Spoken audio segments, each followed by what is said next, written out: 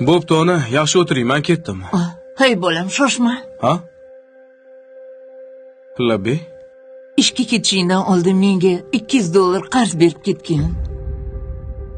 Qarz? Ha, qarz. Nima qilasiz uncha pulni? Gapga berishim bor edi, keyin ustimga bu narsa olsammikin deb o'tdim. Bo'pti.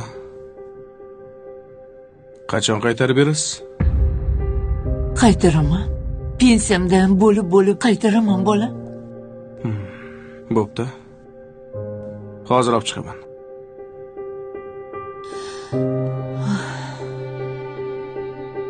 Xo'p.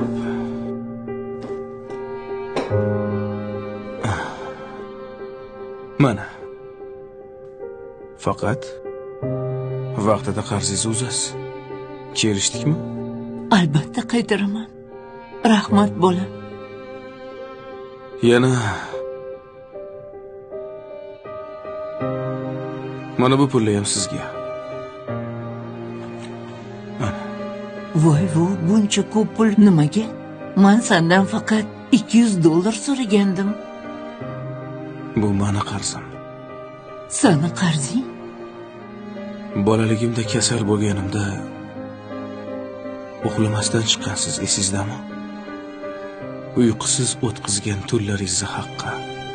Bu pullar shularni bittasiga yetsa koshki edi. Voy bolam, puling o'zingga buyursin. Men mingdan ming roziman.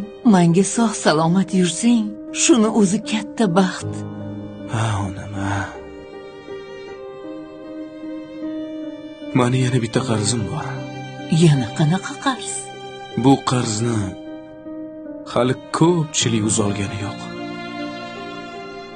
Bilasizmi? Menga o'xshagan farzandlar mana shu ikki og'iz gapni aytishga uyalishadi. O'zi ikki og'iz gap. Nimaga?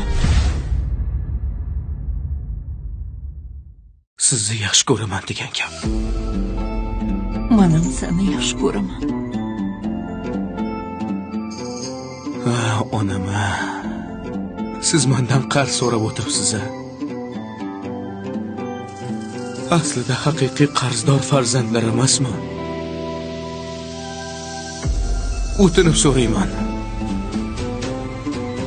Mana shu qarzlarimni bo'lib to'lagunimcha iltimos. Meni tashlab bu dunyoni tark etib qolmang.